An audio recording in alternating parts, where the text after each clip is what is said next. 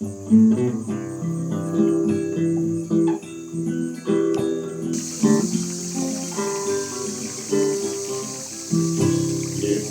bucolic life, we every city strife. Horses, chicks, and dogs, they are my neighbors. I cook and some spin, and move the horses into the barn. Then time to move them out again. Red barns, green pastures, beautiful my houses. The view I see each day when I arise. This life pleases me, as it is plain to see. I'm living my bucolic life.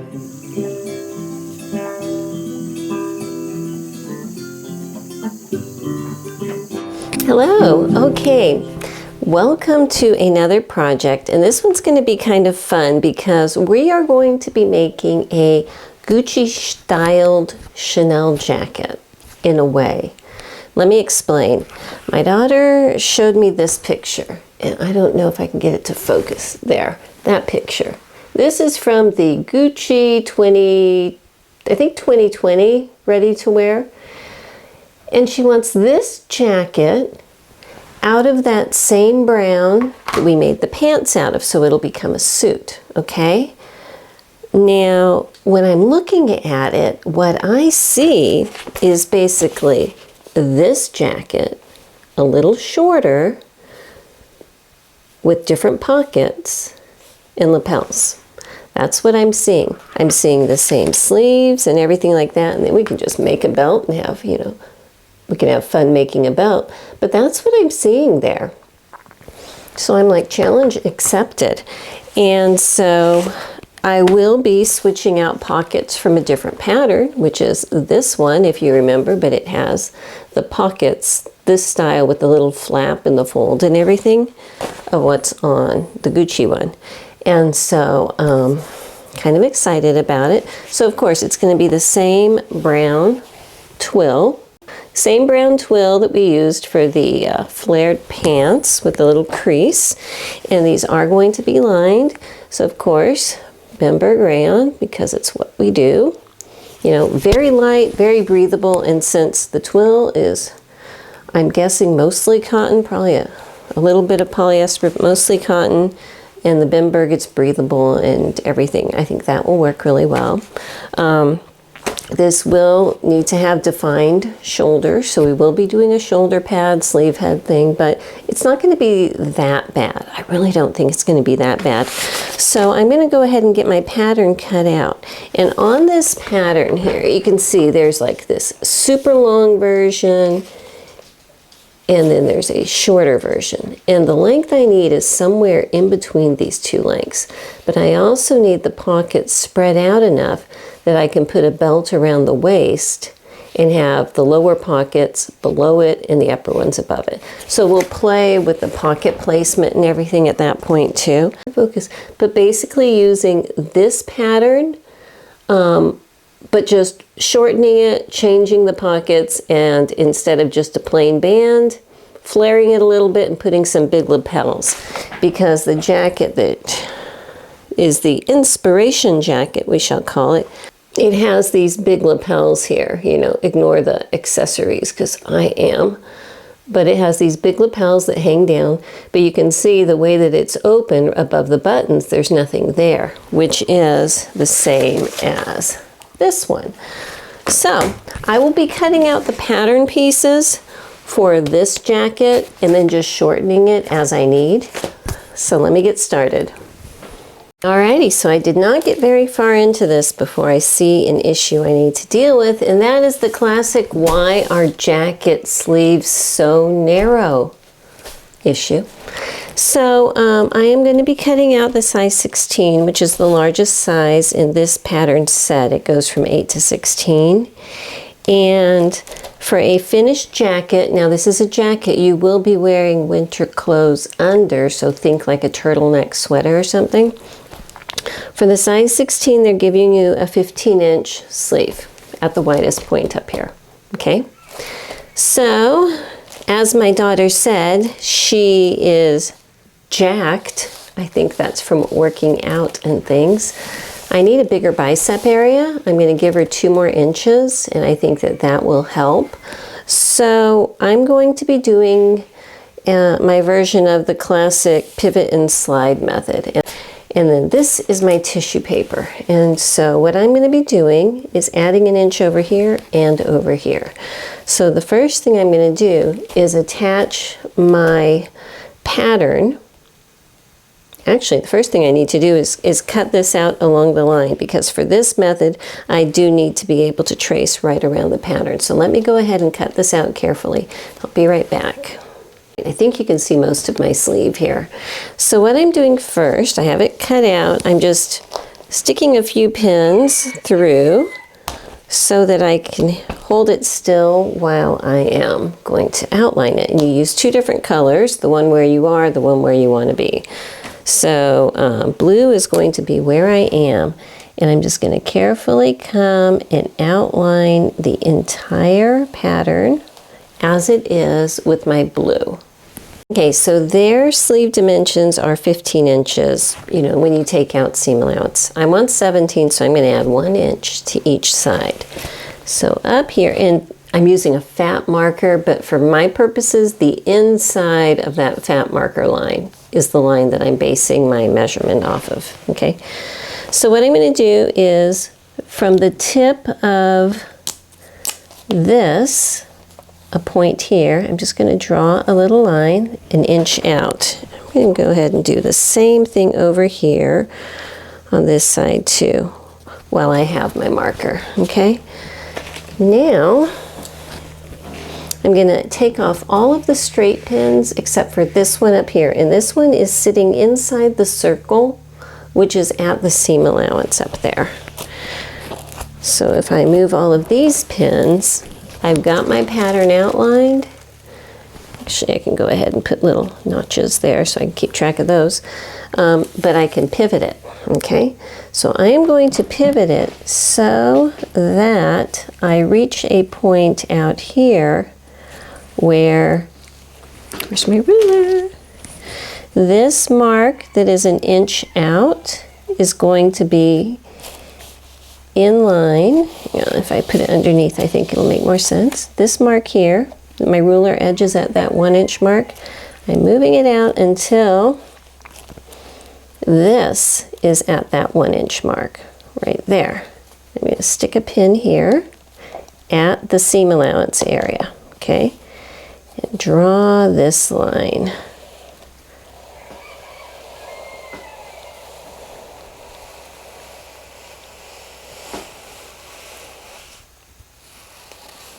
Okay. Now, this is at the point I need. Everything else is debatable. So I'm leaving this pin where it is, letting this one come free, and I'm going to want my bottom edge to be pretty close to where it is. I don't need it to be exact, but I want it pretty close. That'll be okay. So I'm going to leave it in line with this position here. I believe that is in line. What I really should have done is drawn the grain line on my pattern in order to get this position. So just to be safe, I'm going to go back to where I was in the beginning here and draw the grain line. And to do that, I'm just going to make a pinhole at the top of it and a pinhole at the bottom of it, and then connect those two. Okay, so this is my grain line, which I'm going to base things off of, okay? Anyhow, I don't know if you can see that, but there is a pencil line right here, okay? Which should, if I place this back over it, match up with it, and it does, so we're good. So, back over here, I'm going to want to put my pin back where it was, right here, okay? And angle this back down so that this grain line is going to match up with the one that I drew underneath. And I can faintly see it, but I can measure it just to be safe. Okay, up here from my pattern to this point is 1.25 inches, and down here it's a little less, so I'm going to move it out a hair. And now I'm in line, okay? So,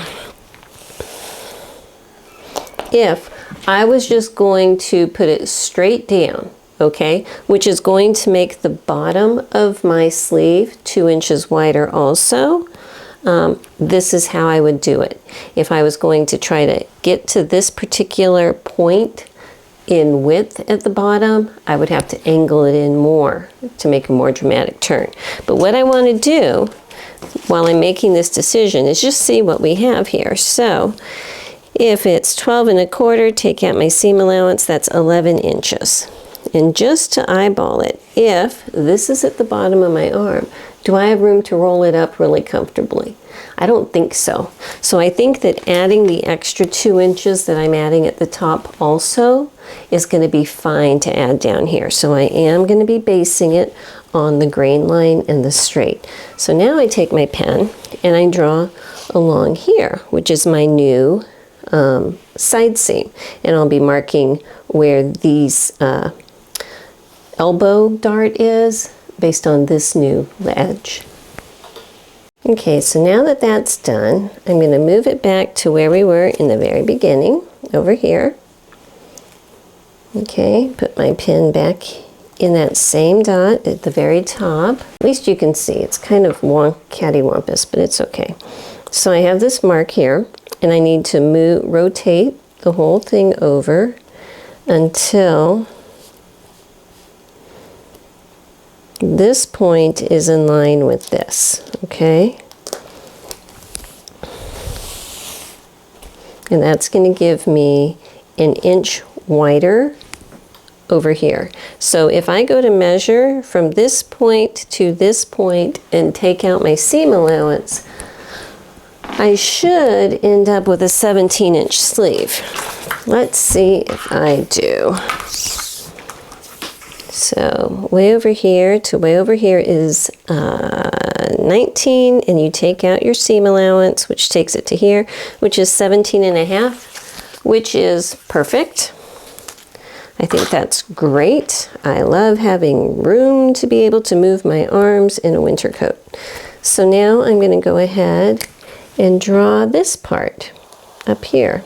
And I'll be, averaging this out up here.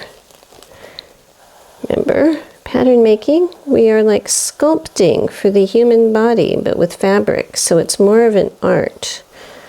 So kind of rounding out the edges is the way to go. All right, so now I have that. So now I can take my top pin out, and just like before, I'm rotating this. Oops, I need to put this pin where my seams are. So 5/8 there and 5/8 there. And rotate it so my grain line is parallel to this grain line. So from the grain line underneath to the grain line, it's the same the entire way. So we're good here. I'm going to stick another pin down here.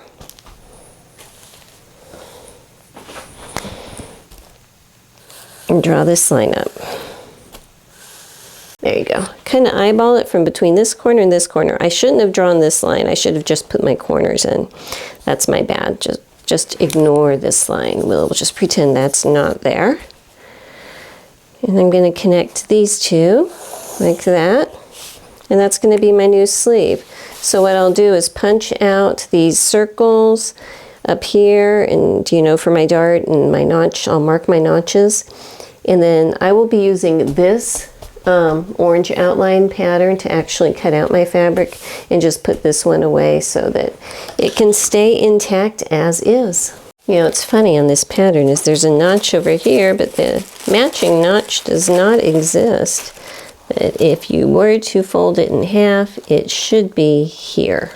Okay, so I'm going to go ahead and make that notch where this is turning and this is turning, and see how I have my dart underneath there, I'm just going to draw my notch there so I can come back in. All right, so the first thing I'm going to actually do is work on getting these pockets put together so I can get this pattern put away.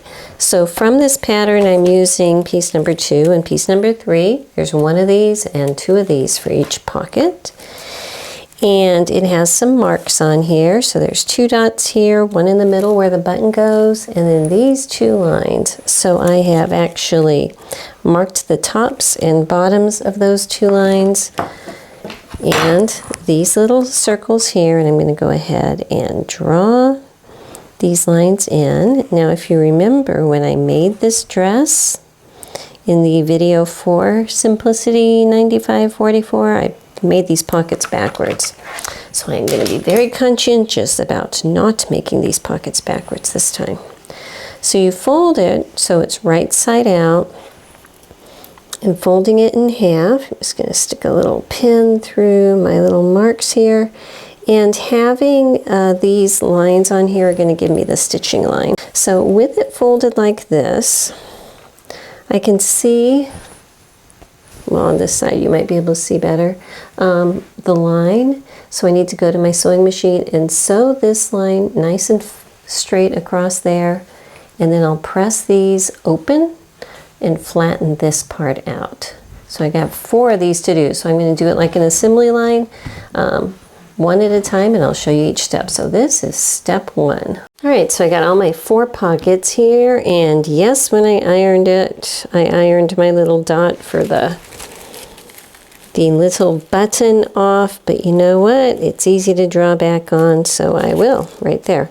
Now, what I need to do at this point is baste across the top, it says, to keep this part secure. So on each one of these, I'm going to baste across the top, but I decided I am also going to come back around and serge around the outside edge, this part of each pocket, as long as I'm here, because that's going to hold this secure. Plus, you know, this stuff is fraying already, so it can't hurt. Okay, so this is the outside with the little bar in the middle. This is the inside, and I need to fold the top edges 1/4 inch down towards the inside and press it. So I'm going to do that now for all 4. Okay, so this is folded under, and I have these 2 points right here. I'm just going to draw that line in so when I iron it, it's obvious. On the wrong side, I need to, forget I just did that, I need to draw those on the wrong side. So I'm going to put my marks down here again because I have them on the right side and they need to be down here. So if they are on the wrong side, then I can see them as I'm folding. So if this is 1/4 inch folded down, my line is about 1 inch. So I'm just going to draw a line on all of these at 1 inch down from my folded edge. Fold it at that point carefully. And I think, just to make sure I stay accurate when I'm sewing, I'm going to pin the sides over here so that the little heads are sticking out so I can grab them easily from the other side. And stitch it, the dot's right here, so it's at 5/8 of an inch, straight down over that whole little fold right there. So I'm going to sew each side at 5/8 on all of these pockets. All right, so now I need to clip these. And so what I am going to do is clip the front down to about 1/8 of an inch, okay? And then come in over here at about the level of the top of that little 1/4 inch fold.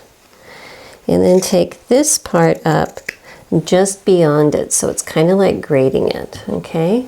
And that is my method for cutting all of the sides of these pockets, and that should make it easier to fold in. Now up here at the very corner, I am also coming in at a bit of a diagonal, but not super duper close.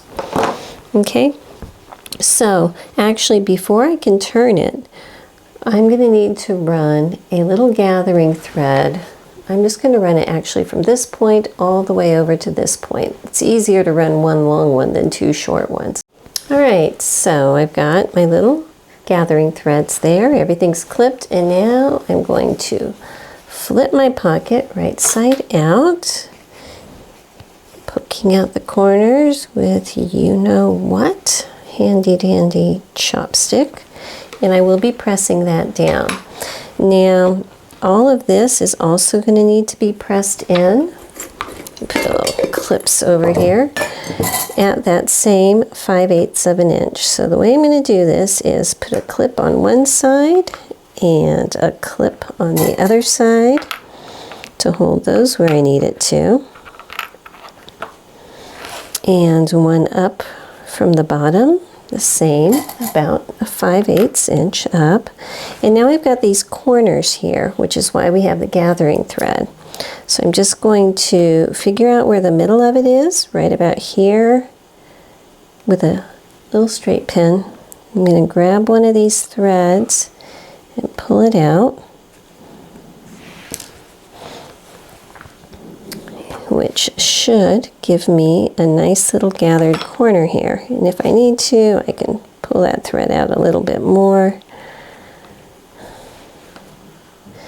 And then I can just press it down. Now I do have my little aluminum pocket guide. Let me go get it and I'll show you what I mean. This is my little aluminum Clover pocket guide, and last time I showed it, so many people wanted one and wanted a link to where they could buy them. Clover does not make them anymore. I am so sad to say. But I saw on eBay there's another company based out of England or somewhere over there that had their version of it that you could buy on eBay, so maybe you can find one there. But what this thing does is it has different shaped corners that you can then put your little template in, hold it with this so that you don't burn your fingers, and then press it and you get nice uniform corners. So I highly recommend, you know, try the eBay site if you want, but that's how I do it, is just get into this corner, pull up one of those threads, and then once I have everything pulled in here, I will very carefully iron it all. And then I can just set these pockets, well, sorry, I will iron it, but then I will need to come back and attach this. So we'll do that in the next step. So while I was at the ironing board, what I did is I need to make sure that this is going to be nice and secure. But while I was pressing it, because, you know, twill is being fairly thickish, I actually put a little piece of stitch witchery in here, stuck it in, and ironed it down. And I think that that's going to hold it pretty securely, so that all I have to do is stitch underneath that big wide fold, and then those stitches will be invisible. So because I'm going to be sewing the edges down here, so now I can come in with just a needle and thread and just catch some stitches right here, you know, that'll be hidden underneath this. And I think that that will be about it for the pocket. I need to go ahead and work on the flap now. So to make the little flap, it's going to be hopefully a lot simpler than the pocket.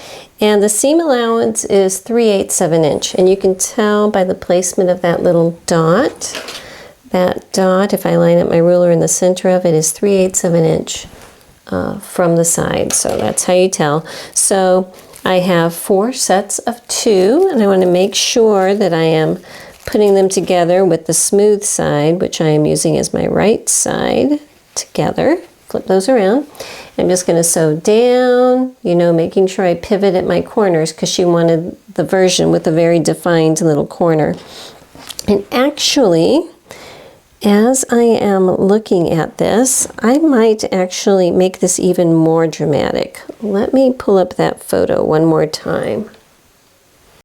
Okay, so this is the pocket on the jacket that I'm trying to copy here, and it's a very defined one. Now mine is a little less slanty, so I think that I might actually, I'm looking to see if this is curved or not, And I don't think it's curved. I think it is straight. It's just more of an angle. So what I'm going to do, just to give it a slightly higher angle, is these are the stitching lines at the seam allowance that I'm supposed to do.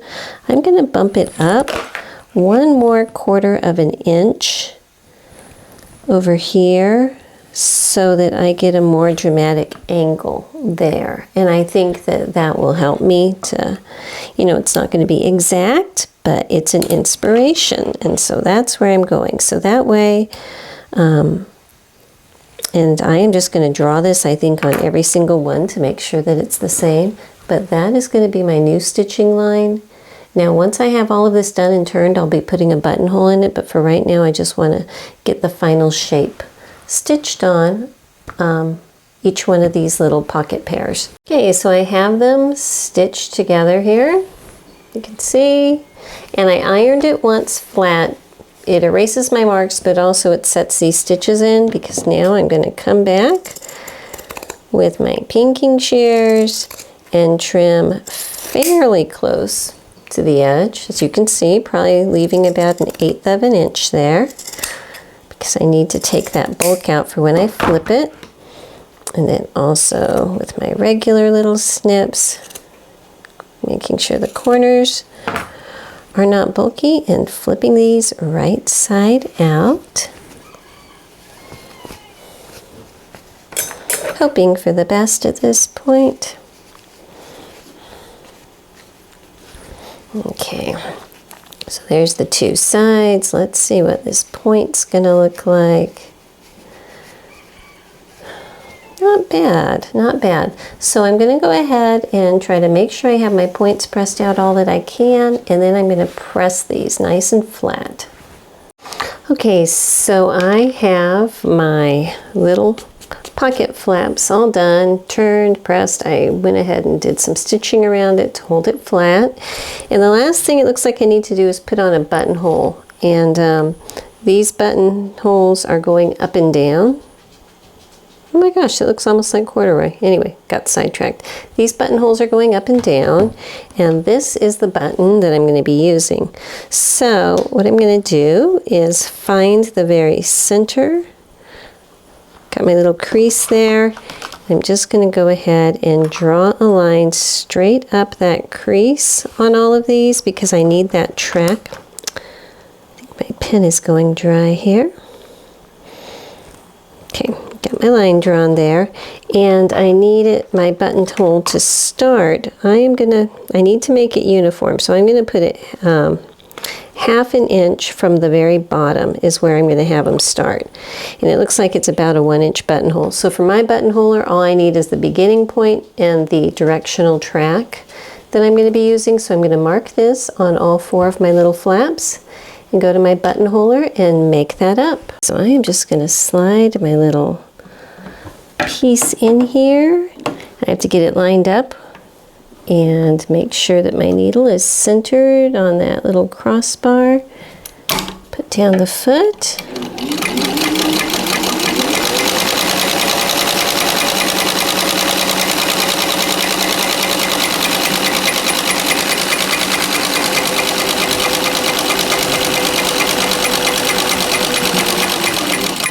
Okay, and there is one done. So I'm going to go ahead and do the rest of them. I have a separate video all about my buttonholer if you're interested. This machine is my Singer 15, and she is the designated buttonhole machine because she's powerful and will go through just about anything. So there you go. Okay, so now I just need to slice my little buttonholes open with my chisel. While I was over there, I went ahead and ran a zigzag over the edge. Oops, that one kind of missed part of it. But to try to keep it from unraveling while we're getting it sewed on, that this edge is going to end up getting encapsulated, so it's not that big of a deal, but this stuff was fraying pretty quickly.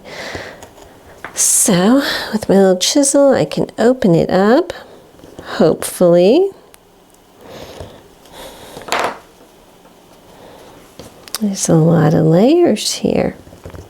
Okay, And then what I like to do is run my fingernail through there to try to get all the loose stuff out of it right now. And trim that off so that it won't come back out later. Where's my button? I'm going to test my button to make sure it goes through easy, and it does. And there you go, that's it for this part. So I'm going to go ahead and cut these open. Okay, and finally the last part of this pocket is to sew on the button. I have to do this before I put it on the jacket because otherwise that would be very difficult. Oh my. So I am setting it so there's only like about 1/8 of an inch on between the top of the button and the top of the pocket.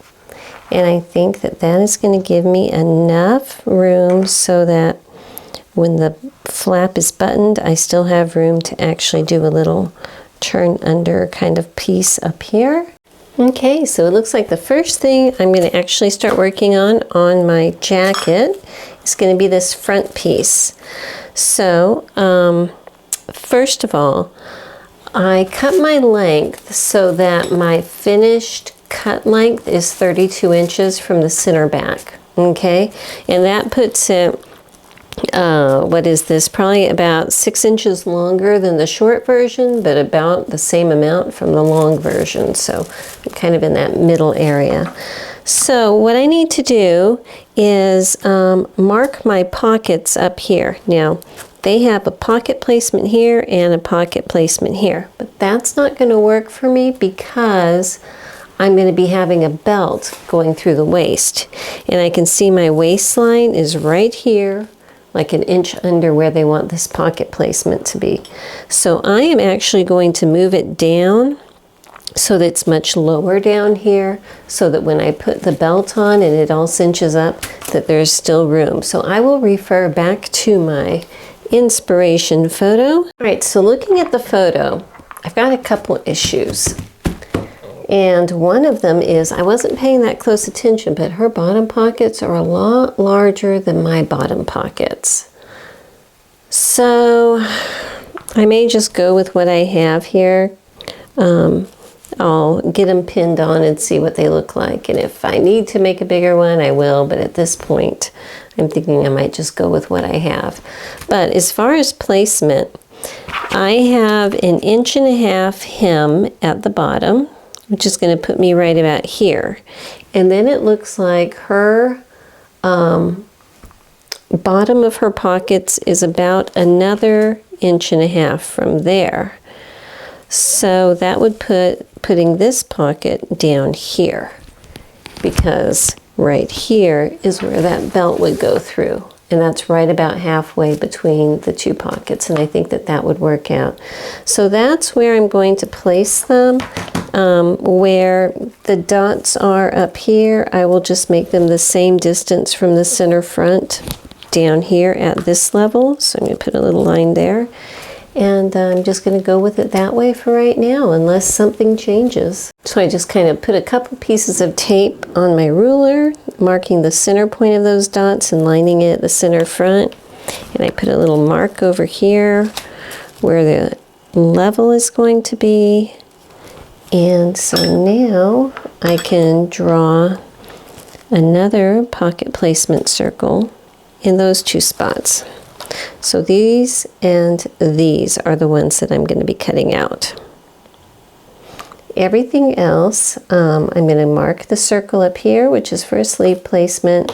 I will be clipping my notches, and I will also be serging all the way around each piece. Even though it will be lined, I don't want to mess with this fraying. All right, so this is what I have right now. I just have pinned it on there, and it's just the front, and I just grabbed a belt to kind of try to cinch it on there and see what it looks like. Alrighty, so I just got off the phone with my daughter, and she said the bottom pockets are absolutely fine, but she wants the top ones shortened a little bit so that they're noticeably smaller, and I think that that'll work great.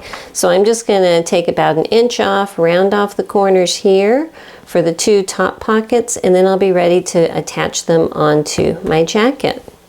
So what I'm going to do is I have two of my pockets here that I'm going to shorten, and I am just cutting, well, I'm marking first of all on the inside 1 inch up here, and then I can just kind of round out these corners the same as the original pocket was and trim it, serge it, do a new gather and everything and press it in.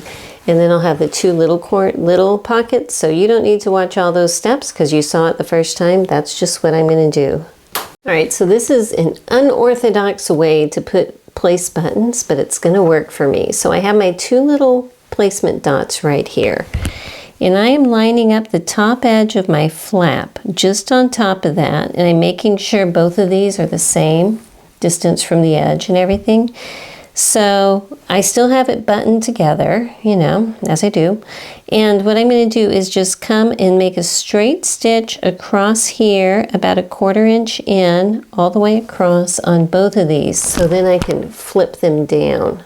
All right, so I've got my pockets on here. I just have that top seam done, and then I've folded it and pressed it.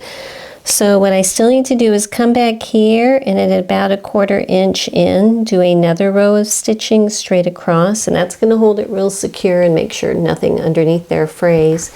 And then, and only then, will I unbutton it, and then I'm going to edge stitch it all the way around here at about 1/16 of an inch just to hold it nice and secure, and then the pockets will be done. So I'm going to do that for both pockets on both sides.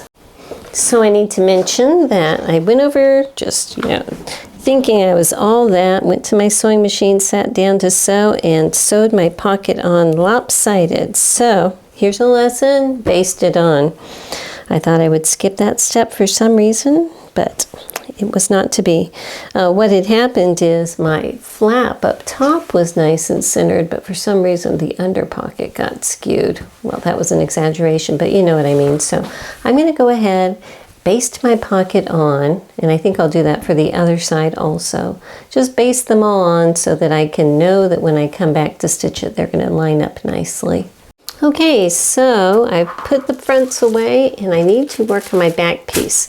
And for the back, there is a regular fabric and a lining fabric, and I'm going to do the same thing to both, which is make this dart up here at the shoulder. So I have already punched out my circles, and I'm going to go ahead and mark them here so that I can make up that dart. There is a triangle up here which is going to mark the top of the shoulder seam, a dot over here for sleeve placement. Everything else is just notches, but right now I'm going to get out all of the different pieces, mark these dots, and then I will also draw the legs on them before I start to fold them together. So I've got my little marks on, and this is the wrong side of my fabric, so I stick a pin down one dot, back up the other dot, and then pinch it down here at the point, which gives me my fold.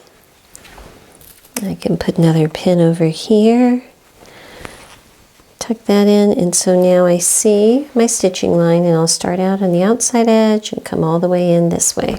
I'm going to do this for this fabric and my lining. Okay, so I have my dart sewn, pressed in towards the center, and now I'm going to serge around the entire piece just to keep it from unraveling. Okay, so I've got the back darts in there, and now it's time to go ahead and match up these shoulders and stitch across here at 5/8 of an inch and then press them open. And while I'm over there doing the shoulders, I'm going to go ahead and stitch up these side seams also, again at 5/8, and again pressing them open when I'm done. All right, so we have stitched the shoulders and the side seams. Now the next step down here is adding trim along the bottom, which I am skipping because of the type of jacket I'm making. I went ahead here and did stay stitching all the way around the neck edge. Okay, and now it's time to deal with the collar, and I'm going to be modifying a collar, so let me put this on my dress form and we will come up with a game plan. All right, so this is the collar piece here, and the way that this is supposed to work according to the pattern is that it is a band that goes all the way around and then overlaps, all right? And what I want, according to our inspiration picture here, is something with a gap. And to me, it looks like at least a 3-inch gap. I would say a couple inches here, and then maybe an extra ½ inch before that lapel comes down, okay? So, with that, if this is the center front here, and I'm trying to take it 3 inches altogether away from the center, so I have 1.5 inches on each side, I'm going to move this line over 1.5 inches each way, which is going to put it about 1 inch from the notch on the front, which is right about here, so that once I put my seam allowance, it'll be right about there. So if this is the center front, that's going to give me a gap of like that. Ooh, I think that's okay, because the center front is where the center of the buttons are. So the overlap will come to there and give me about a ½ inch. So I think that's about right. So that's how wide I need my lapel to be, is from here, or I want my collar piece to be. It's like that. And that piece is 15 inches, and that includes seam allowance. Okay, so now what I'm going to do is just play. I'm going to cut a strip that is 15 inches, but then I'm going to cut very roughly some very large lapel-like shapes. Put it on my dress form and try to fine-tune it some. All right, I think I have a pattern piece that's going to work. It's kind of an oddly shaped thing, like this, you know. This includes seam allowances. It's very strange, but it has this super long lapel right here. So I'm going to go ahead and cut 2 of these out on the fold and sew them together, and we're just going to play with it and see if it works. If it doesn't, I've got a lot more of this fabric, so it's not an emergency if I need to do it again. So this is my neckline, and this pin here is at center back. So I've just folded my collar in half here. I have sewn it, flipped it, lightly pressed it. So now we can see, I think, what it would look like. So I'm just going to match up the center back. And I'm going to pin it kind of sideways so that I can get a look of it. It'll lay more like it's being stitched, I believe, if I do it this way. And let's see if this side matches up. Yep, this side is going to be ending at the same place, just beyond the notch also. So it's an interesting shape, you know. I'm going to go ahead and put this onto the dress form and see what it looks like. Okay, so I know this is a little odd, but I have these long dog ear lapels, and they do come just over halfway of the pocket flap, which is the same as in the picture. This is the center front, so picture a big button right here, okay? And since this is wrapped over, it looks a little off center, but these are actually the same distance from that center front. All right, I'm going to narrow them down just a little bit more. So it's, instead of more like a floppy dog ear, it's more of a point, I think. More like this. So let me go ahead, flip these right side out again, or inside out again, and make these changes, and then we'll do it one more time. All right, after trial and error and trial and error and trial and error, I think I have my pattern. Now, this is the pattern kind of like as sewed, and so I'm going to fold it in half, and I've trimmed. You can see I've kind of like kept trimming and everything. So I'm going to put it on here and make myself a permanent pattern. Hang on a second, let me scoot this down so I can place the fold on the fold here. Clip it on. So I'm just going to trace around it, knowing that then I will have to add a seam allowance, but I can do that afterwards. I'm just going to trace around it, hopefully somewhat straight. I can always straighten it up after with my straight edge. But at least this one looks a little more dignified and less dog-eared, if you know what I mean. So once I get this done, I'm going to add a 3/8 inch seam allowance around it. Let's see here. Oh yeah, that's good enough to see. I'm going to add a 3/8 inch seam allowance and then use this to cut out 2 pieces of this fabric with the seam allowance, and one of them I will be interfacing with a lightweight interfacing. And if you're curious, what I'm going to use for my drawing my seam allowance around here is my flexible ruler. You know, I can use the straight one for the straights, obviously, and this part here should be pretty straight. But just for fun, for going around the edges, I can kind of mold one side of this to where that curve is and get that part. Just kind of walk it around so that it flows with it. So I recommend having these. They're fun for measuring curves. Like if you want to measure an armhole or something in inches, you can bend it this way, you know, centimeters and millimeters on this side. But sometimes it helps for measuring things. So anyhow, I'm going to finish this. So I have my interfacing cut out. Again, it is just my standard, very, very lightweight, fusible interfacing.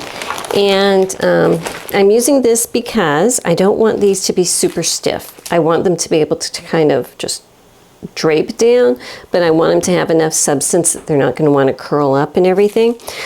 So that's why I'm using this. So let me go ahead and fuse it to the wrong side of one of these collar pieces.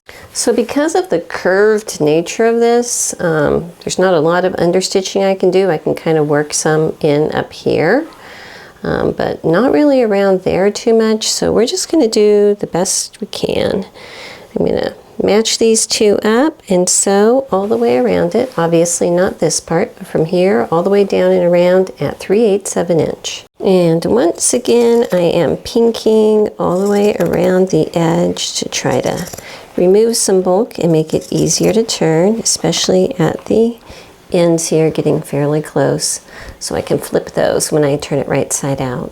Okay, so I have flipped it, pressed it, edge stitched it, and serged the edge of it. Okay, so now I think I'm ready to go ahead, attach my collar onto my jacket.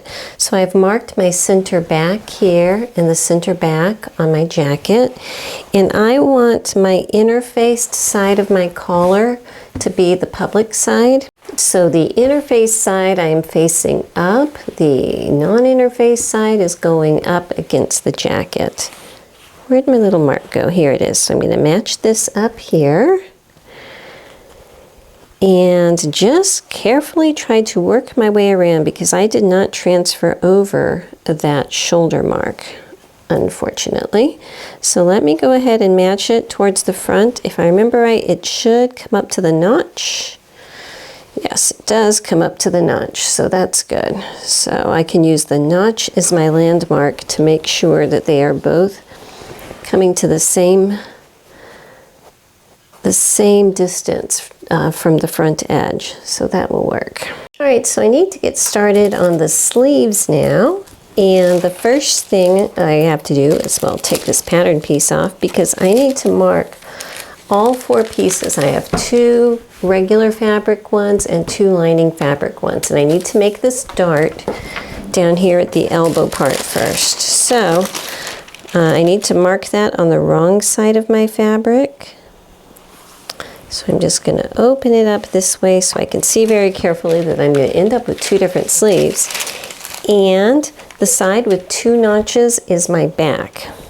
So I'm going to put a B on the back section of both of these so that once I separate them, I can keep track of which side is the back. So now that I've written my B on there, I feel comfortable. I can move this away and put this on here and go ahead and mark through my little holes I've punched with my heat erasable pen so that I can make this dart, and I'm going to do that on all 4 pieces at the same time. All right, so I've got all of my darts sewn and I've pressed them down, okay? And so now I know for sure the dart side is the back side, so there's no mistakes from this point on, I say. But what I need to do up here is get this sleeve cap ready to set in. And so the pattern says to run a row of gathering stitches up along the top, and yeah, I'm going to do that. I mean, I have other ways to do it, but I'll do that. And so when I do it, I'm going to do it probably at just 1 row at about a fat quarter, maybe 3/8 of an inch in. And that way it's far enough away from the stitching line and closer to the edge that it has room to make those puckers, so that I can get a nice cap. While I was over at my machine, I went ahead and serged around the whole piece. Now, is it 100% necessary to serge around these even though it's lined? Absolutely not. It is not necessary, but I'm doing it because this stuff frays a lot, and to me, it makes me happy to see that it's all nice and secure. Sparks joy, as Marie Kondo says, you know, and it doesn't add a whole lot of time, so I'm going to. So that's what I'm doing around each piece. I am serging it and putting in my gathering stitches. So when that is done, what I can do is come back this way and just fold it in half. Stitch up this side at 5/8 of an inch. I don't know what that mark is right there. Hopefully it's nothing major. Yeah, so I'll sew it up here at 5/8 of an inch and then press it open. I wanted to see on my very first sleeve if it was going to work before I did all the other sleeves because of all the adjustments I did on the pattern. So you can see huge basting stitches here, very roughly basted it on. And just to double check, and it is going to fit on there very well. I think that even though I had to change the shape of the sleeve cap, it's going to work. So, you know, sometimes it's good just to take a moment, baste it on to make sure everything's good before you spend a lot of time fixing everything. So now that I feel confident with this, I'll go ahead and finish all the other sleeves. Okay, so here is my little sleeve head pressing contraption, which is basically a mitt on bookends, as you do. Nice and sturdy, but it's the right size. So now I can take my top here and gently tug on the little threads. I think I'm pulling the wrong side. It's easier if you pull the bobbin side than the needle side. Yeah, I was pulling the needle side. Anyway, I'm just cinching it up enough that I have a good amount of little pucker up there. And I'm going to put it over the top of my little pressy mitt contraption, and my goal is to have where the stitch line is at the most extreme part, so at the very edge here. Okay, so now I'm going to press it. Lots of steam, and try to, while it's hot and moist, mold it into that shape. And if I need to adjust the gathers, I can do that right now while it's on here, and it'll make a lot more sense than trying to do a 3-dimensional thing on a 2-dimensional surface. So looking a little bit better. I'm going to move these gathers over just a hair and press it one more time.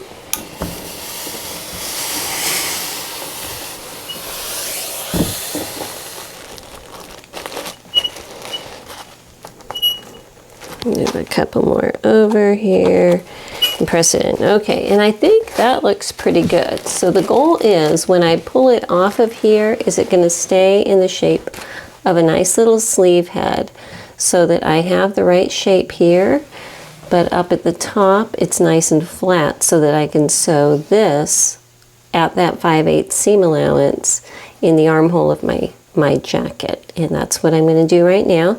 And just like the last one that I just basted on just to make sure my fit is good, I'm actually going to baste this in place too. just to make sure I have everything lined up, and then I can take my basted jacket over to the sewing machine and just sew it very confidently all the way around with my sewing machine. Okay, I just want you to get a look at her right now. Now the shoulders, oops, hang on a second, get her settled here. Having these darts back here really gives a nice shape in the back. I like that. But these shoulders they're fine. If that's what you like, they're fine. And just for, every day, that's fine. But since we're going to be trying to make this more stylized and more like that Gucci inspiration photo, I am going to be putting in first a sleeve head and shoulder pads. And I'm going to be just using the smaller ladies shoulder pads for this one because, I don't think I need the bigger, longer ones, just enough to give it a nice squared edge. But I wanted to show you the collar that we constructed. And on the inspiration photo, these lapels came all the way down and covered up part of the pocket. And when I did that, they just looked obscenely long. So first they were big dog ears, and then I tapered it in and shortened it up, and I think this will work fine. The collar that comes with this pattern is a band that actually stands about this high, okay? And it just goes all the way around. It's not really shaped, it's just a band. So my collar, I'm actually going to pop it up a bit in the back, and that's going to give me the angle that I want for these lapels here. So that's where we stand right now. Let me show you how I'm going to put the sleeve head and shoulder pads in here. So I bought these and the shoulder pads from the 𝐥𝐢𝐤𝐞 website, and this is the ones. You can make your own if you want to. They just aren't that expensive, so I usually buy a whole bunch of them at once. And basically it's a piece of muslin covering a piece of batting and sewed together, and the muslin is cut on a bias. So that's all it is. So what this is going to do is help at this point here where the sleeve is going to come over. See, I have the seam allowances pressed into the sleeve, but you can kind of see where it is, and at this point it's going to want to it has no body, it's going to do what it's going to do. What these do is they go in between. So here's my sleeve, this is my shoulder up here, and I'm going to put it so that I like it this way. Halfway, I can put my sleeve head so it lines up inside the stitching here. Okay, so from the top, this is what it looks like, my shoulder seam. So I can open everything up, and when I have my sleeve head in there, all of a sudden I have more body here. And I can't see, well, when I have it stitched in and it's not moving around, I can't see the definition of that seam allowance in there. It has more body, it's smoother, and it wants to come over the edge better. So that's the whole purpose of that. Pretty darn easy to put in. I've seen it both ways. I've seen people put them in this way with the muslin up. I've seen it put in this way with the batting up. My personal favorite is so that the muslin side is what is up against the sleeve. Okay, so let me go ahead and get this roughly pinned in, and I'll show you how I stitch it. Okay, so these come in a long length for a man's jacket, which is a bigger armhole than a women's jacket. So I fold it in half and start pinning at the top. I don't want it to go further than the point where my sleeve starts to curve in. And to me, every jacket is different. It looks like it's right about here. It looks like after this point it's starting to make that curve. So I'm just going to make a little line there, and I'll be cutting that off and flip it over and do the same thing for the back side, or this is the front side actually. Where I can start to see that curve really coming out is right around here. So I'm going to trim it off right there. And I like to curve it a bit up here at the top so that I don't have an abrupt squared off edge. And this is going to be inside the lining when all is said and done, so, you know, it's not super critical that everything is beautiful at this point. So now I'm going to go ahead and I can sew this with my sewing machine, opening this up and just stitching it inside my seam allowance, but so that the edge of this is about maybe at the most 1/8 of an inch away, probably closer to a 1/16 of an inch away. I want it close to the stitching line, but not so close it's going to interfere with the fold. So I'm going to say for this jacket and this weight of fabric, I'm going to put it about a 1/16 of an inch away and edge stitch it in all the way around here. Alrighty, so this is sewn on. Let me see if you can see. It's just stitched along the edge there, nothing fancy. And now I'm going to put my shoulder pads on. These are ladies, so they didn't have like notches and everything, so I just kind of picked where I believe the shoulder seam should be and drew a line across so that at least both of them will be symmetrical. And this shorter side I'm putting in the front, the longer side I'm putting in the back, okay? So on this shoulder here, excuse me, this pad, if I put it that way, is going to be backwards because this is the front. So if I put this one here, I'm going to line up the edge of my shoulder pad and that line I drew with the edge of my shoulder seam here. Just put a little clip right here.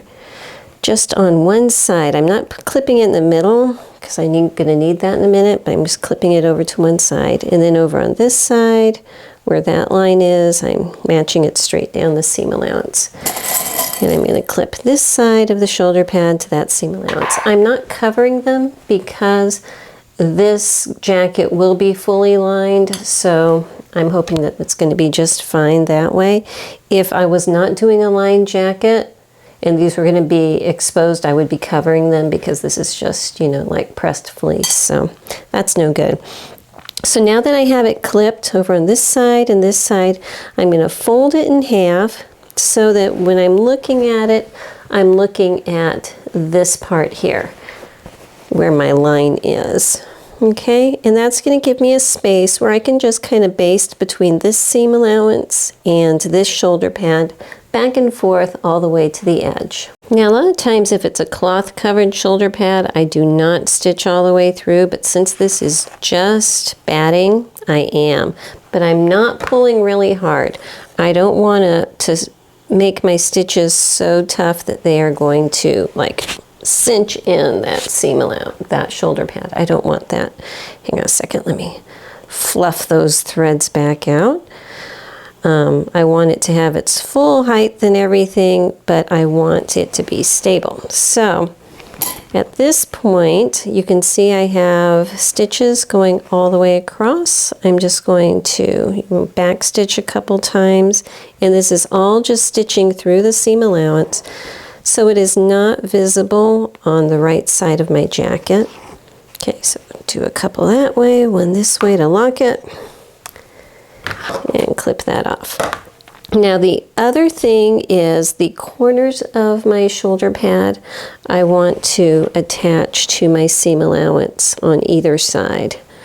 So again, I'm just going within the seam allowance up here. A lot of times I will keep them loose and make like a little chain. This is such a small and lightweight shoulder pad. I don't know that that's really necessary. Excuse me. But what I'm going to do is try to not secure it super tight, kind of like I did with the shoulder pad up on top. I'm leaving my finger in between while I make a few stitches, and it's going to kind of work kind of like when you're making a thread shank for a button where there's a little bit of looseness there. So now I've gone back and forth a few times. You know, it still has enough looseness that it can move a bit, but it's secure. Do the same thing where I just take a couple back stitches to lock it on and clip it. I'm going to do that with the other corner over here, and then my shoulder pads and my sleeve heads are put in. All right, so now it's time to go ahead and start putting my lining together. And back when I was first making my back of my jacket, I made the darts on the lining piece the same way as on the back of the jacket. So this piece I had just kind of stashed away, serged around the edge, and it is ready to go. And there is a separate piece for the front lining, and this is it. So I need to, there's not really any dots on here. Oh, I take that back. There is one way down here. I'm not too sure exactly what that's for right now, but we'll find out. But what I'm going to do is serge around this piece too really quick, and then come back and mark these two dots, whatever this one down here is. Okay, so I've just set those front lining pieces aside for a minute, and now I need to deal with this facing piece. The facing is cut out of my main fabric, and I need to apply my fusible interfacing to it. I'm going to use the same one that I used on the collar earlier.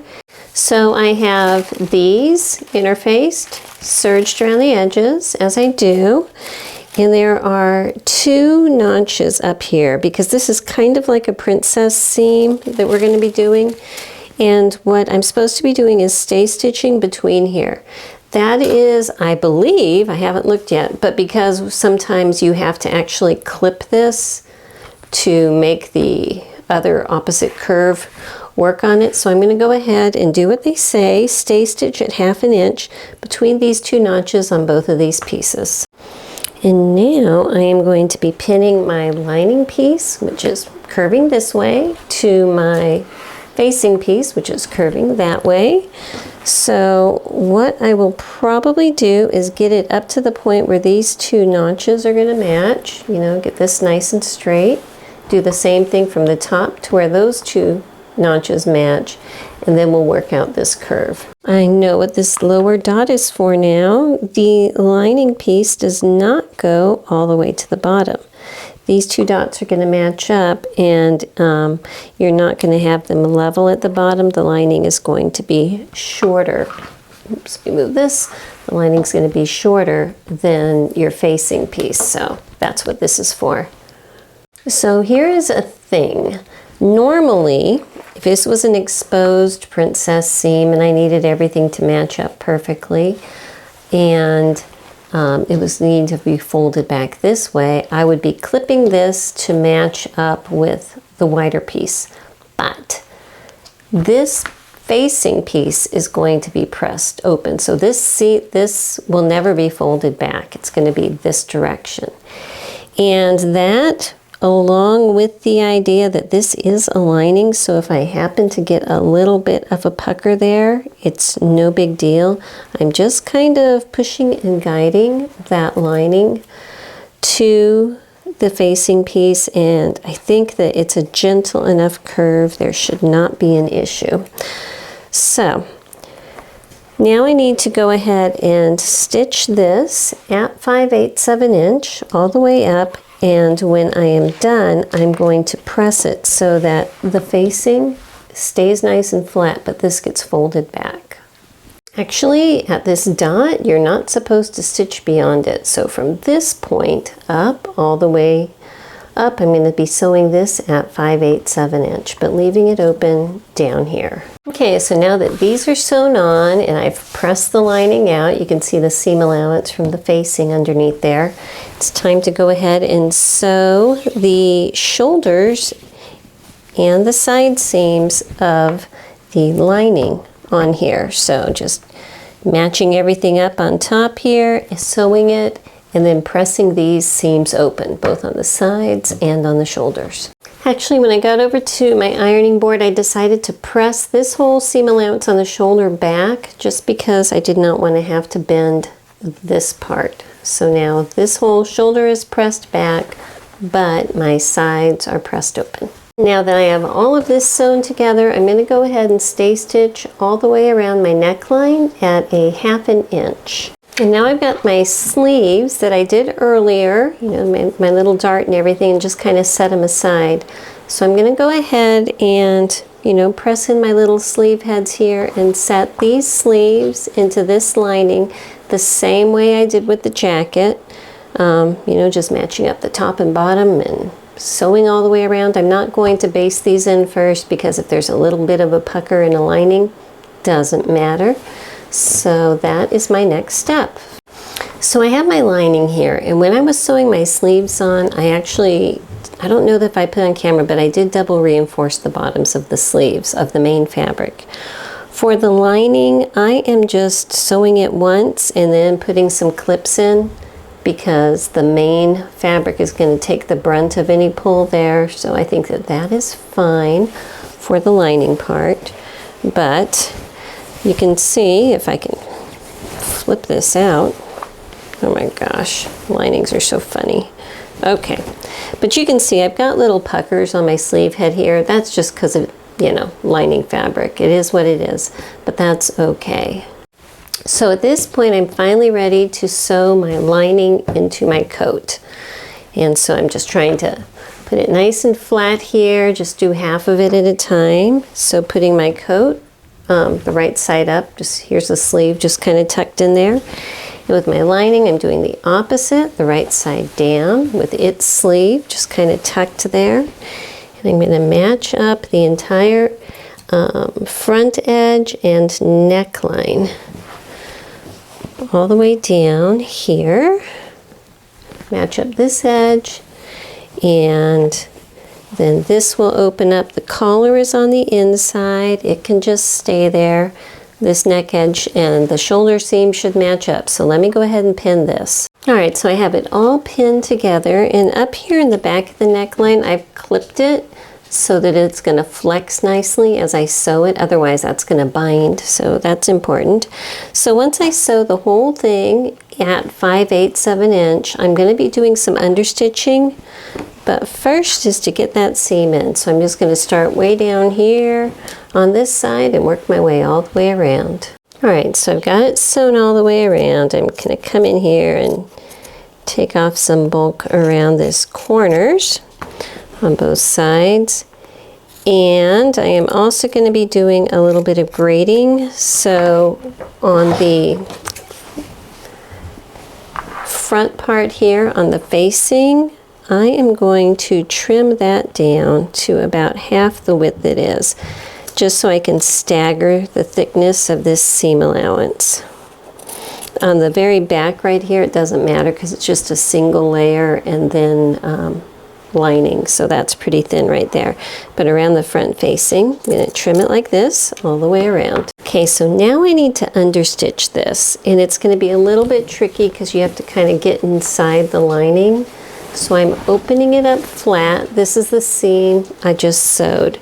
And I want to make sure all this seam allowance is pressed towards the facing side. You know, and if you can put it on your ironing board and press that over beforehand, great. If not, just kind of as you sew it, make sure that it's continuing on that side. And I'm going to understitch it, sewing right over here, you know, about 1/8 of an inch or so in on this side of this seam, holding down that holding the seam allowances on this side. Come up as high as you can go into the corner. You're not going to be able to get all the way, but get, you know, as close as you can, then stop and start again over here. Okay, so I could probably get my foot in like right about here and then do the back across here. Now if you did it their way, instead of this funky collar theirs, you're going to do it the exact same way. The only difference is their collar is going to come a little bit farther, and obviously it's not going to be shaped like this, it's just going to be straight, but it's the exact same process.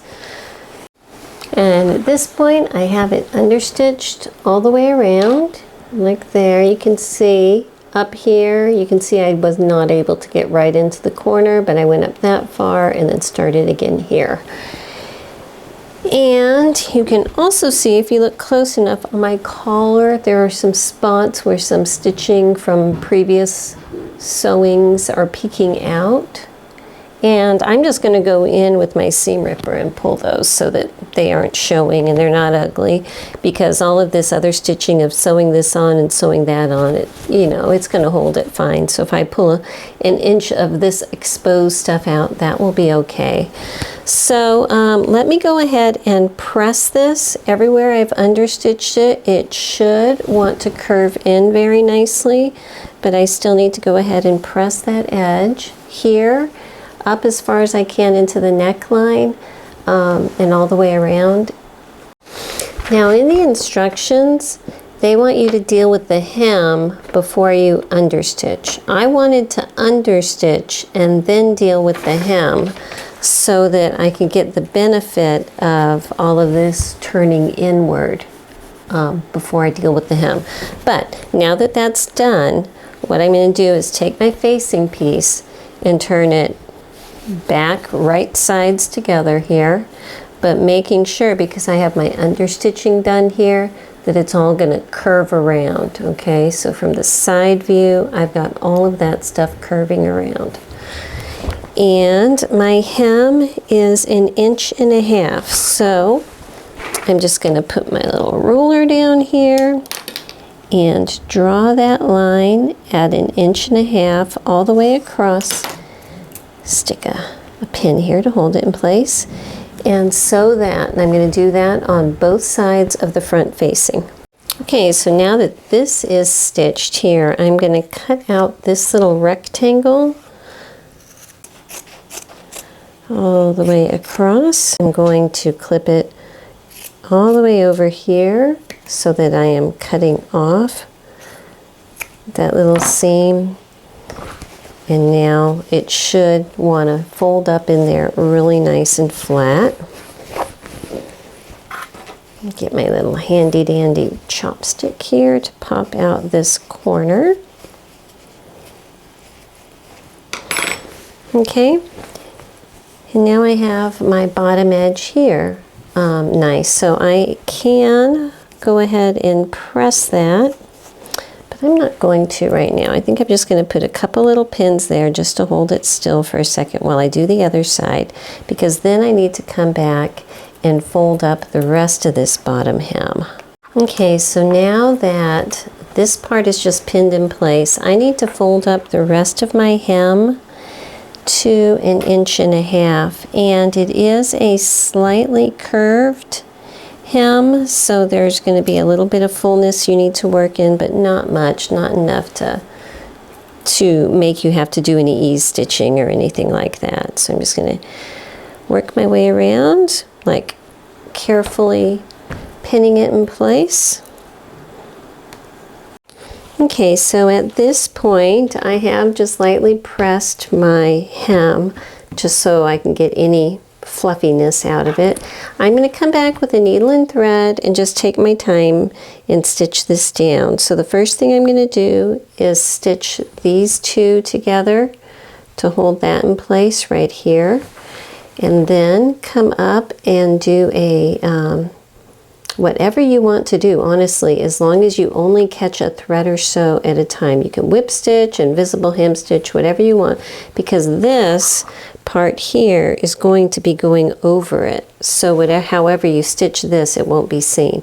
But just carefully do it so you're only catching 1 inch or so, 1 thread or so of this fabric, so that it's not going to be visible. So the way that I am sewing mine is just a catch stitch where I'm going to pick up a thread up here and then come down a little bit ahead and grab some of the hem, and then come back up here and grab a thread and then come back down here. So it's kind of like an exaggerated zigzag, but I'm only catching 1 thread at a time at the top, and it goes really pretty fast. So I've gotten all the way down here, and now when I'm going to be coming up here, I'm going to be doing a crossing catch stitch or a herringbone catch stitch, or however you want to call that. So I actually need to turn it this way so I can grab it on the other side here. And with this one, you're basically working in this direction, but your needle is pointing in the opposite direction. So I'm just going to come down here, catch some like this, and come over here and catch some. It's going to give me a little bit more freedom of movement so that if this gets pulled and everything, it's not going to bind up.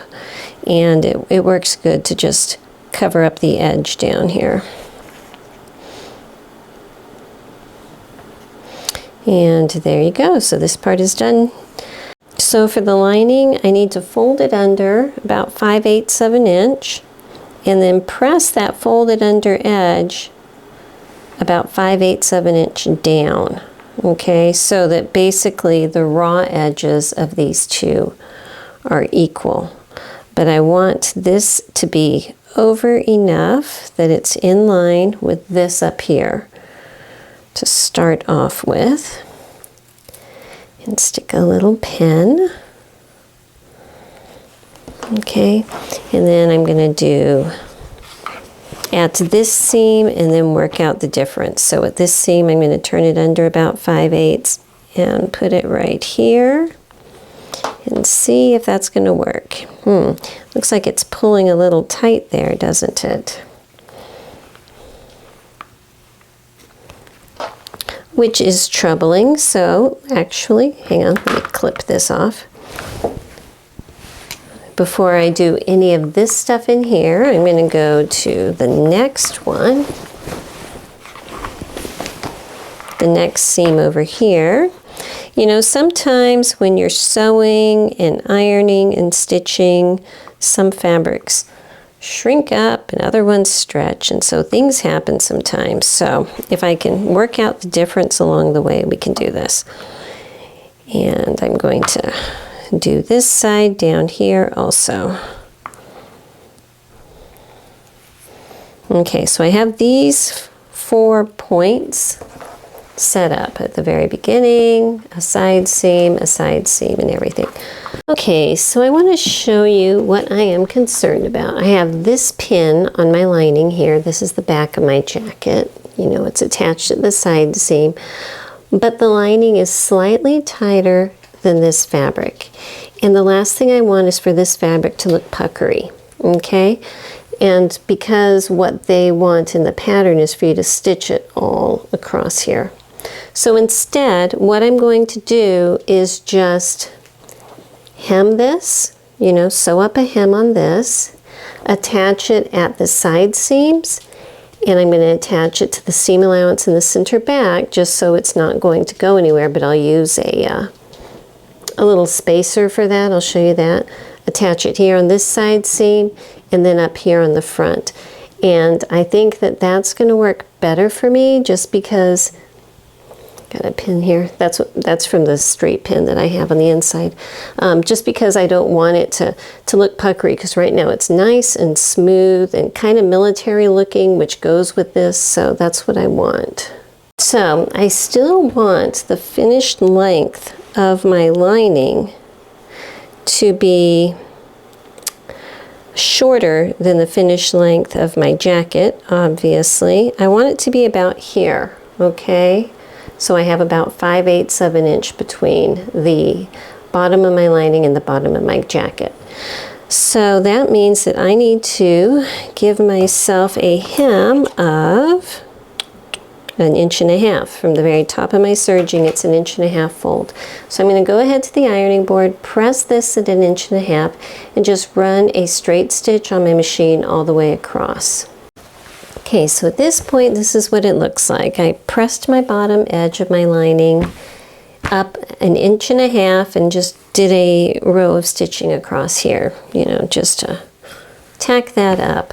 So now I'm going to pin this down here, you know, so it's at that 5/8 mark all the way down, and whip stitch this lining.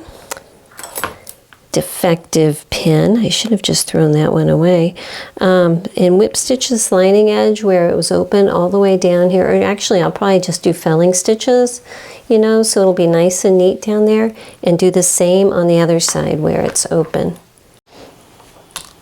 So I'm just starting actually down here at the bottom because it's easier to grip it down here. Just burying the knot between the layers. And I'm just going to make little felling stitches, which look just like this. Oopsie. So you just end up with things that look like little sideways pricks on the side of the fabric. I don't know why it always is troublesome when you're on the camera. But that way I can do this so that it doesn't show through on the back here, and I can get nice little almost invisible stitches here up the side. Alright, so with this front pieces done, I put my jacket on my dress form and just gently tugged on the inside and everything to make sure that these are lined up and that this is the proper placement for it. So let me get my needle and thread, and I am just going to very loosely stitch these together from underneath down here. Let me take this pin off. So I'm matching up this seam down here. I'm going to actually leave a gap of probably about ½ an inch. So I'm just going to do that by sticking my finger in the middle of it for right now. Right there.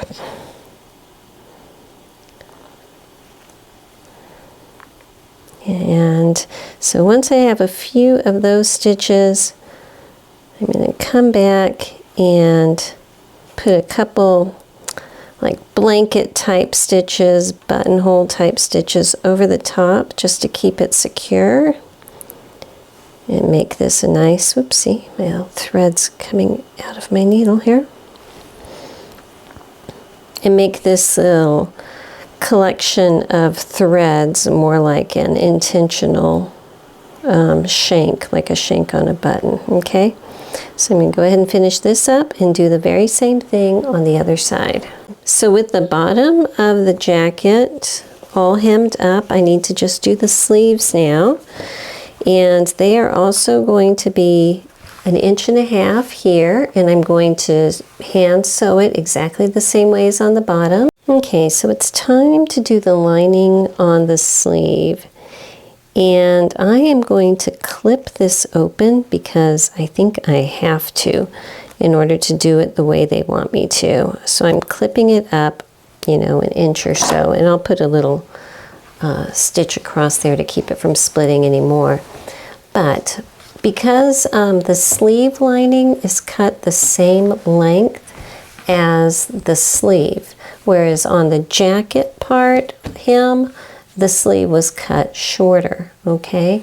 So I have to make sure that basically that the lining's not going to be visible. And because of that, what they want you to do is place it down like where we had strategized before. But when I did that and tugged down the sleeve, the lining kind of peeked out. So I am tucking it under 5/8, and I've split this open because at this height, the sleeve is just a touch wider. And I'm going to pin it so it just barely covers up my serging right here. Okay, so if I can do that all the way around, folding it under 5/8 and then pinning that lining position just below the serging so it's not visible, I think we'll be okay. Alright, so in order to make it fit where I need it placed, I ended up having to space out that seam about ½ an inch. Now, when all is said and done and this is flat down into a pleat, I don't think that's going to be visible. But I just wanted to point out there's that much of a difference there. So I'm going to go ahead with my, needle and thread and felling stitch, put fell stitches all the way around here, just to keep it nicely in place but not visible from the outside. This is the cuff now. The fold, this is where I stitched it. You pull down the excess and you get a little fold there. And the excess is important because when you go to pull on your coat, you know, it gives you a little bit of slack so that if it's a little tight around whatever you're wearing, it's not going to bunch up. So anyway, down here where I split it open all this way, I just put a couple little stitches there to hold it, to keep it from coming open any further. And that's done. Okay, so finally we're getting towards the end of this, and I need to place the buttons. Now, I can't use the buttonhole guide that came with it because on the jacket that has the band at the top, they have the first button up on the band. Mine does not have a band above here, okay, because we want to start our buttons just underneath right here. So, and I need to do 4 buttons because she has one at the very top, one kind of where the top are, another one at the waist, and another one down here. So I think if I can kind of gauge it by putting buttons at that spot, if I do every other one, 1, 2, 3, 4 buttons, okay, and I put one at the top, one at the pocket. This one, actually, I need to pull it in some. I want the waist is going to be like right in between these two. So like right around here, I believe, is the waist. If I do 1, 2, 3, 4, I think that that is going to line up at the same place as her pockets. So that's how I'm going to mark it. So I'm going to mark 1 up here, 1 here, 1 here. I should actually move this out a bit. Here. 1, 2, 3, and 4. Okay. Let me put this away and get my ruler. Here she is. All right, but what I can learn from the buttonhole placement sheet is how far they're supposed to be in from the outside edge. And so if the buttonholes are supposed to start here, and I measure, this is the folded edge on the guide, it is 1 3/8 inches from the folded edge. So I can put my ruler up here and just make a little cross mark at that point for each button.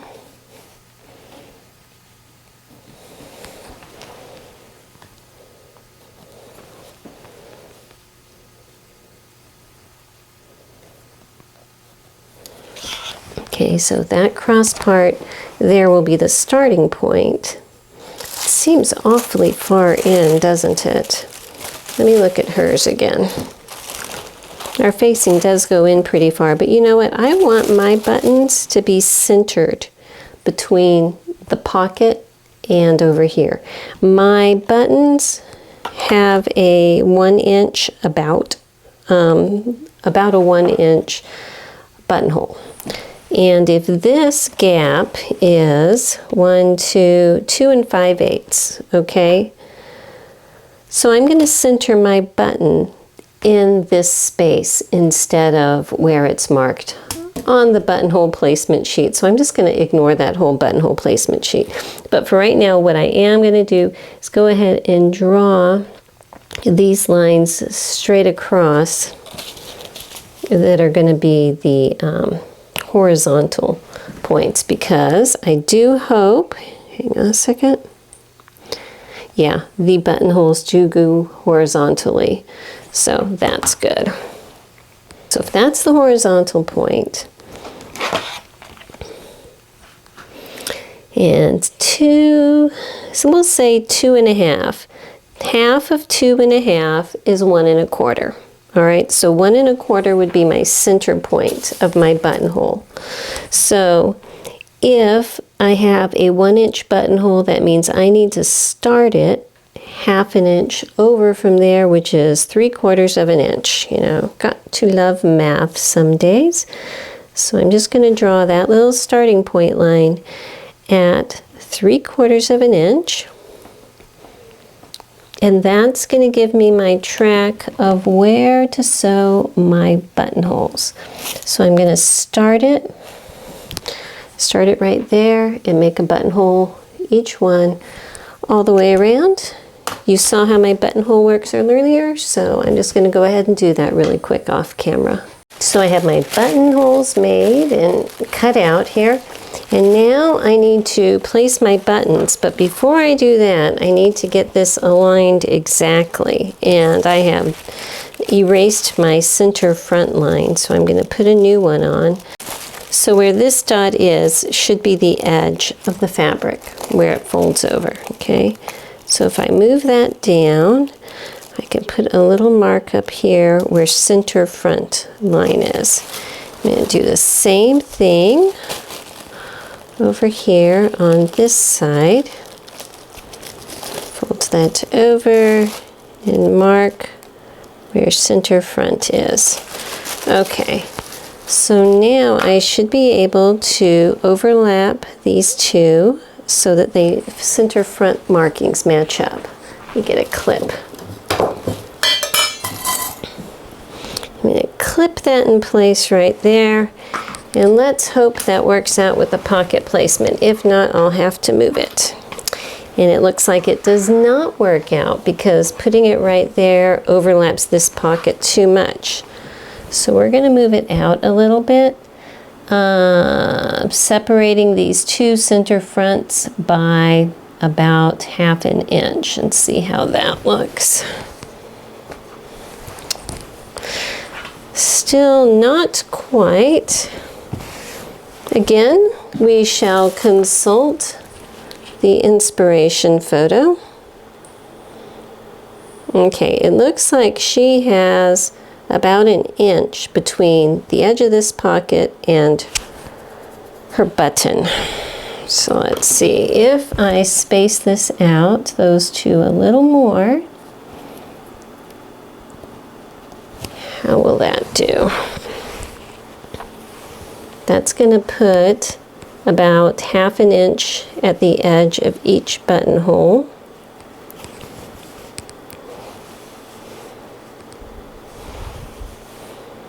Okay, that would put it lining up like that, and I think that that will work. So I'm going to draw a little dot over here on this far side of the buttonhole and remove it and see how close I got to matching them up. I'm going to use the top one as a guide. If I can find my ruler. Here he is. Okay, so I'm going to use this top one up here as a guide because that was closest to my clip, so I know that that's accurate. And it is 1 1/8 inch from the edge. So I'm going to come down to this one and make it also 1 1/8. Put a little cross point where that button goes. So these are the points that I am going to sew my 4 buttons on. Okay, so this is our jacket. It is done according to the pattern. It is done. I've got these funky large lapels, you know, as you do. We have buttons, the 4 buttons going down the front. Everything is lined nicely in the bottom. The sleeves are also lined right there. This is the front. The shoulders are nice. Got these darts in the back shaping, and you can see that it has a nice broad, strong shoulder, so that is good. And down here, I do not have the lining connected in the center back. I decided not to do that just because I didn't want anything to interfere with the look of the back. So this part is done. I just need to make up a belt now.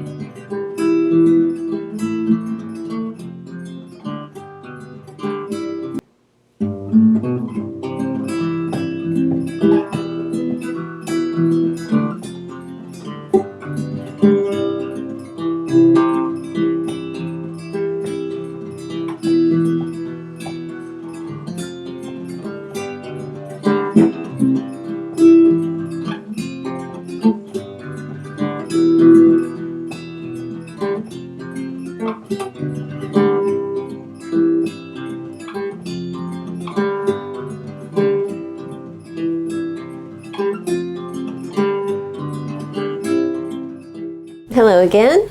All right, so Morgan is no longer here. She has left to go back home, but she liked the jacket, and when she first put it on, she buttoned it all the way up to the neck and everything, and you know, it looked very military-ish and everything. But as soon as unbuttoned it, and especially putting on a tie, and I didn't show you, I just made a simple tie, you know, where you make a tube, turn it inside out, and top stitch around the edges. As soon as she put it on with the tie, it was very flattering. So yeah, it worked out really well. And yes, I did change the pocket style, but the pattern comes with plain pockets, so you know, just style options. And the collar, of course, I did change dramatically because she wanted the big exaggerated lapels, and the one that comes with the pattern is just a straight band, but it worked out well. So you know, you can make whatever type collar you want, but the rest of the jacket I made the way that the pattern has it laid out and everything, so you can make it that way, you can make it the standard way. So I gotta go see what the dogs are barking at, and I'll see you next time. Bye bye.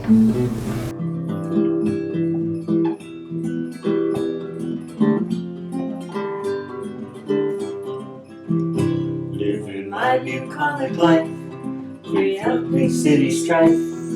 Horses, chicks, and dogs, they are my neighbors. I cook and some spin, and move the horses into the barn, then time to move them out again.